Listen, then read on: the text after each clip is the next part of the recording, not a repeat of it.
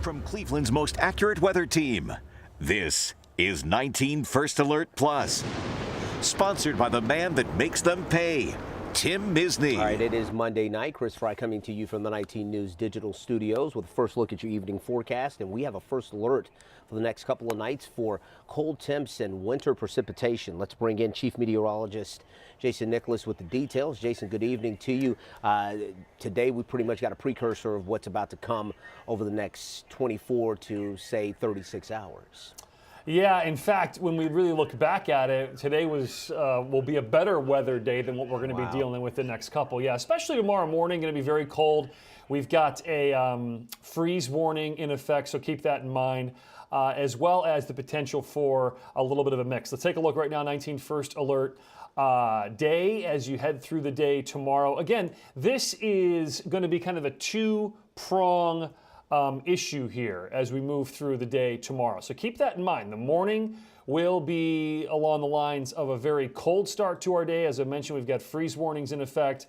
And then as you head through the afternoon, that's when things will actually improve a little bit. And then later on tomorrow night, we've got a front coming in, a clipper system basically. A cold front this time of the year with some colder air from the north and west that will bring that shot of cold air over the lake and kick off a little lake effect rain and snow. So the alert for the first part of the day is for the cold start with the frost and freeze, and then later on we have that wintry mix coming in. Rain, snow. We're also talking about snow pellets, and that's why I kind of picked this graphic. You can kind of see in the background those little kind of circular dots, almost like Dippin' Dots, or almost some people would say it's soft hail. It's graupel. And we may get a little bit of that. We tend to get that this time of the year when we have lake effect and when we've got some energy in the atmosphere. I mentioned this earlier on the air too, that I wouldn't be shocked if we even potentially have late tomorrow night into the overnight, mainly in the snow belt, if we have a little thunder snow. So keep that in mind. Thunder snow is one of the most amazing weather phenomenons. It's all created when there's a temperature difference that's big enough to create a lot of energy. And between the air going over the lake and the lake water temperature, the greater that temperature difference is, the more intense those bands can be. So typically our worst lake effect events, though this will not be one, happen earlier in the season, normally in early December.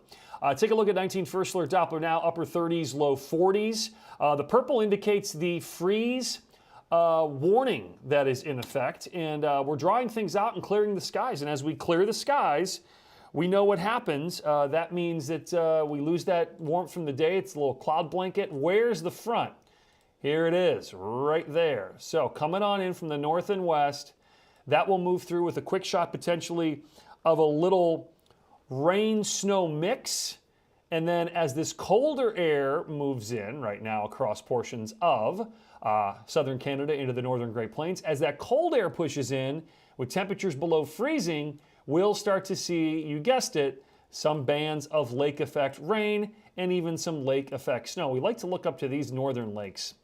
There you see, that's classic stuff off of Lake Michigan. That could be in our future as early as late tomorrow. So Precision Future View, First Alert Future View will kind of tell the story. Oh, by the way, very cold overnight. Again, that's the first part of the alert. Look at our numbers. While that's not a high impact event, it ends the growing season with the freeze warning. We're really more concerned about what happens after that. There's your front coming in. Latest timing, west side, by about 7 or 8 p.m. So trick-or-treaters out there tomorrow. Cleveland, Akron, Canton, a couple of hit-or-miss sprinkles, perhaps a flurry. But this main line here that could contain a little burst of some rain or even mixing with some wet snow right there is coming into greater Cleveland closer to 9 or 10, so potentially after trick-or-treaters. That would be great. And then we get a little bit of a lull, Chris, and then we fire up the lake effect overnight, Tuesday into Wednesday. Again, this is not a lot, but I tell you what, where some squalls persist, always the famous words, we could see some accumulation. Not so much on the west side, but more so here across our eastern counties, per typical. Even by 2 p.m. Wednesday, it's still going, and then things do improve. Let's take a look here at what we're thinking snowfall-wise. I want to make sure I pick the right forecast model. And again, we don't want to pay too much attention to the actual numbers, but look at the colors here, and you can see the area that we're looking at across the north and east snow belt. That's the best chance where we could see potentially 2 to say we've been saying 2 to 4 plus inches of snow, meaning outside of that, a dusting. But in this band here is where we could see 4, 5, 6 inches, grassy areas, so keep that in mind. All right, 15 seconds from now, we'll talk about a warm-up. That'll be good. I've represented families just like yours for over 4 decades. Listen, if you need me, call me. You know I'll be there for you, and I'll make them pay. In the meantime, I'll keep an eye out for you. All right, here's a look at our 7-day alert for tomorrow morning, tomorrow evening, and Wednesday morning.